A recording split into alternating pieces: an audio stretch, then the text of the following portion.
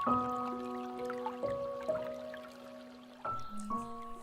pamirsa ingkang dipun tresnani dening Gusti, kula Wiji Santoso saking GKJ Sedayu, Klasis Yogyakarta Barat.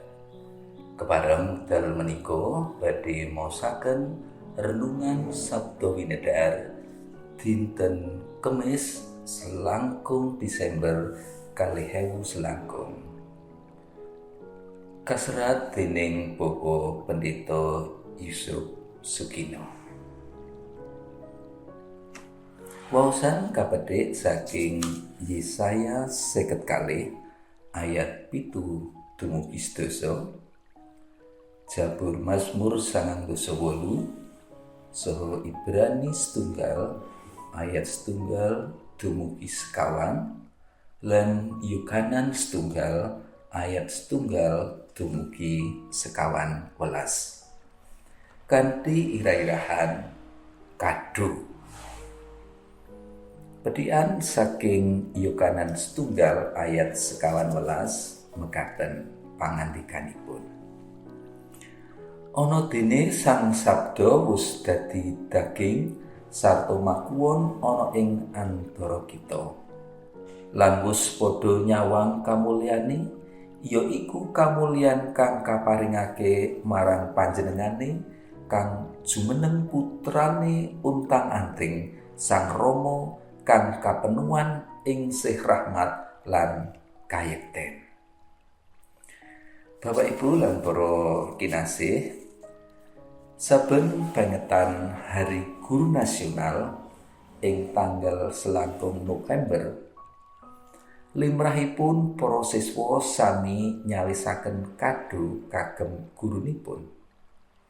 Awit para murid rumaos bilih guru menika sak kelangkung ageng labuh labetipun dhateng para murid.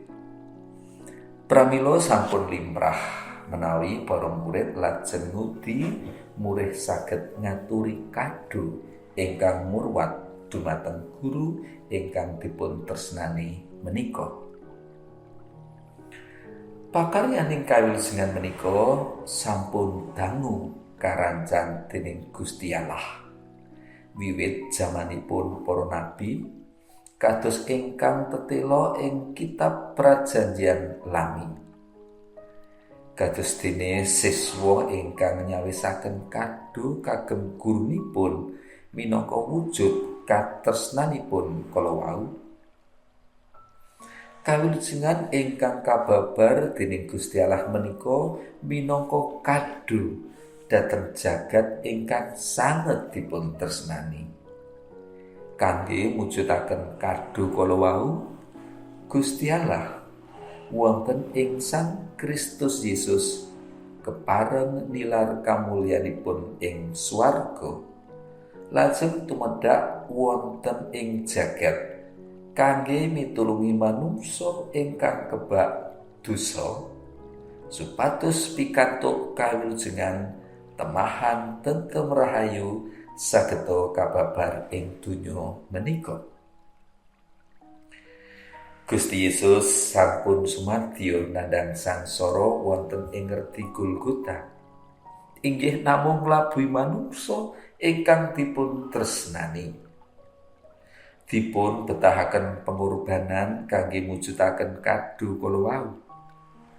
Malah raga utawi sarira lan rahipun Gusti menika dados kurban. Nyarengi dinten Natal wanci menika, kita nampi kado ingkang binggahaken saking Gusti. Sumangga tandha tresnanipun Gusti menika kita tampi kanthi raos syukur lan ngaturna panuwun dumateng Gusti. Nemu bantal nang ngisor wit waru, wilujeng Natal lan taun baru. Gusti Yesus berkahi panjenengan. Amin.